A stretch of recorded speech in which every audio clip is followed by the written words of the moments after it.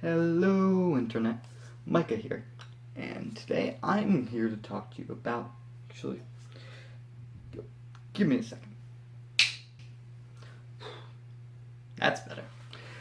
Anyway, today I'm here to talk to you about superconductors.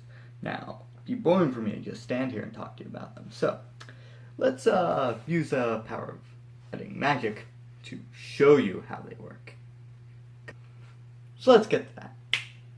Superconductors are just that, superconductors, which means that they conduct electricity with almost no resistance. However, this typically only happens at incredibly low temperatures, basically near 0 Kelvin, at least with original superconductors. We're going to investigate two different types. So these two types of superconductors are aptly named Type 1 and Type 2 superconductors. Type 1 superconductors are typically going to be pure metals, meanwhile Type 2s are going to be alloys. Type 1 superconductors typically have one thing called a critical field, i.e. it is a magnetic field which is able to interrupt with their conductivity, and as such, below it they are not able to actually be superconductors. It's typically linked to temperature. However, with Type 2 superconductors, there are two critical fields. One B sub C1, where below it you're going to be able to have complete superconductivity, and B sub C2, which above it you're not going to have any superconductivity at all. However, between the two, you're going to have some superconductivity. This is generally called a mixed state. However, the reason why this works is due to something called the Meissner effect. The Meissner effect is actually really interesting. Basically, above a critical temperature, what you're going to see is most magnetic fields are just going to flow through the superconductor like normal. This is completely regular, nothing really interesting. What is more important is that below a critical temperature, what you're going to see is those magnetic field lines, instead of going straight through the conductor, actually go around it. This means that it's going to be able to eliminate magnetic flux, allowing things such as quantum levitation and quantum locking, which leads to a bunch of really cool other effects. However, the only reason why this should be able to happen is due to a completely different phenomenon. And these new phenomena are actually on the quantum level.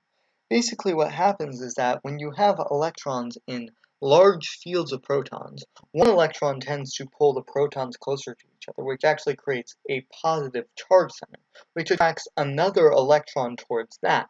And these electrons actually become correlated to each other with something called a Cooper pair. This means that instead of having fermionic behavior, these electrons are instead going to have bosonic behavior. This is one of the important things of this is that they're going to behave like bosons, something called a Bose-Einstein condensate is going to form. And all this Bose-Einstein means is that these electrons are going to exhibit quantum phenomenon rather than the ones that we know in classical mechanics. The most important of these are called Josephson effects, which the most important of which is actually the creation of something called a Josephson junction, which is where you have two sets of Cooper pairs correlate to the point where you're able to have current flow between two superconductors without any voltage being applied, allowing these to be very, very efficient and why they're sought after in industry. Even more sought after in industry are a type of superconductor called high temperature superconductors. And these high temperature superconductors are able to undergo the superconducting phenomena at higher temperatures than normal superconductors, unsurprisingly. Typically, they're made of copper oxide. This is due to the crystal structure that they make being more able to facilitate these quantum bonds. However, the current highest temperature one is actually a hydrogen sulfide alloy, which superconducts at a temperature of about 203 Kelvin, which, as we know, is still pretty cold. And that's why looking into next, what we want is these things called room temperature superconductors. And these room temperature superconductors are really interesting. But right now, let's look at the applications, because superconductors are used in lots of different things.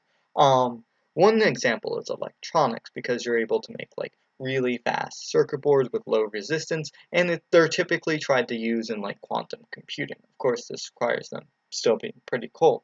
And the same with like MRIs and mass spectrometers, usually because of their ability to negate magnetic flux, they're really useful for them. Also, due to the phenomenon of quantum locking, you can see them in motors and maglev trains, and overall, they're pretty interesting. However, they do have issues because often they require really low temperatures, i.e., like liquid hydrogen, in order to cool them to make them useful, or they're going to be very brittle, as high temperature superconductors tend to be, which is typically bad for like something like a maglev train.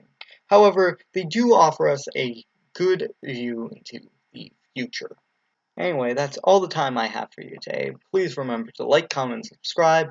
Any references will be in the description, and hopefully you enjoyed this video. Thank you, and have a nice day. Bye.